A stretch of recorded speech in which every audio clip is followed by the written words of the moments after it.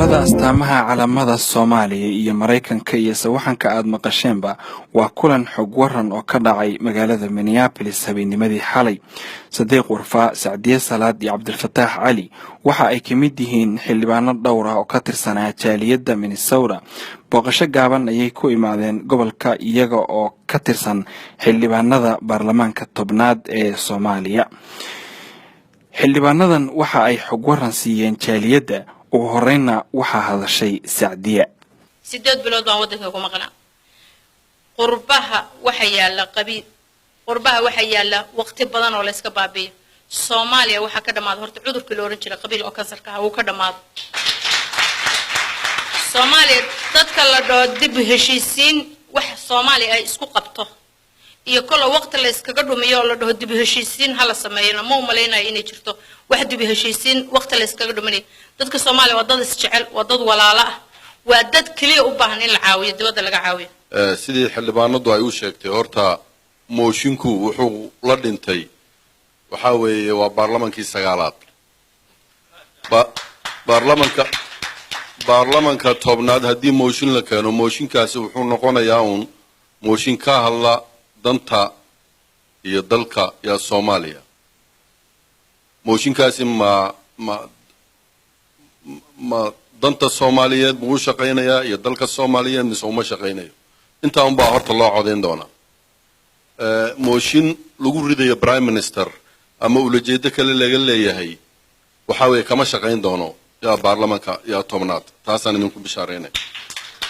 haddana annaga 4 sano oo nala siiyay daan baarlamaankana iyo xukuumadda soo dhisi doonay madaxweynahaba waa inaan ku sii darnaa oo ka sii faa'iideynaa oo jiilka naga dambeeya kulay si dhaxlaan.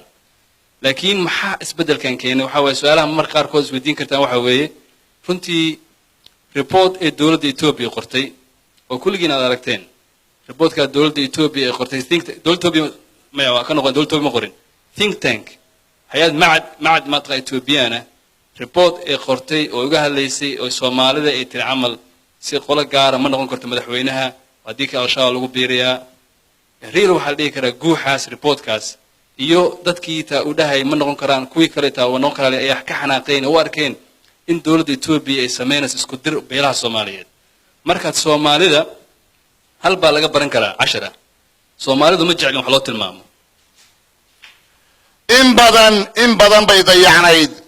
in badan bay dayacnayd dacdarooyin xumaan iyo dihaal u dhamaaday dulli ay ku abaaday mid daleesha ka qaada daldaloolada awda baahi baa la degtee diiftiyo gaajada reeba dawarsi aan u yaboohin dhaqaalii dumay iyo dalagii sarci deegaankeenna tabca midna daadihiya iyo dugsiyaan rabnaa.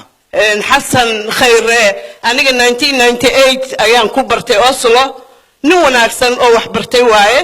at same time wuxuu ahaa DG-gii Norwegian Refugee Council oo Horn of Africa plus Yemen. marka nin ka bixi karo dhalinyaro waaye 4 qoys oo isku waalatay oo Soomaalida ah. nin u shaqeyn karo waaye. waxay u baahan yihiin dadku new generation iska caafimaad qabta oo waxoodana u maareysa. aad baa idin salaamaya oo idin soo dhaweeyo.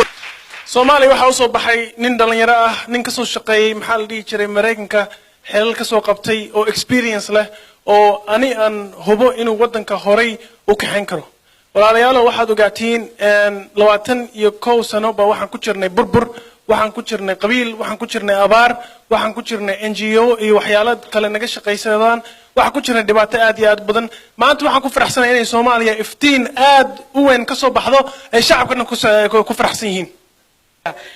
muddo dheer ayay xildhibaanadii kuwa ma laakiin kuwii hore waxay dibandaabiye badan ayay maxay ahayto dalka u soo jiideen ayadoo ra'iisul wasaare markii la magacaababa 3 bilood intuusan maamulka u soo shaqeyn ay mooshin ka keenaan. sidaas daraadeed istaakula ayay ummadda ku noqotay oo shaqooyinkii ayaa fuli waayay.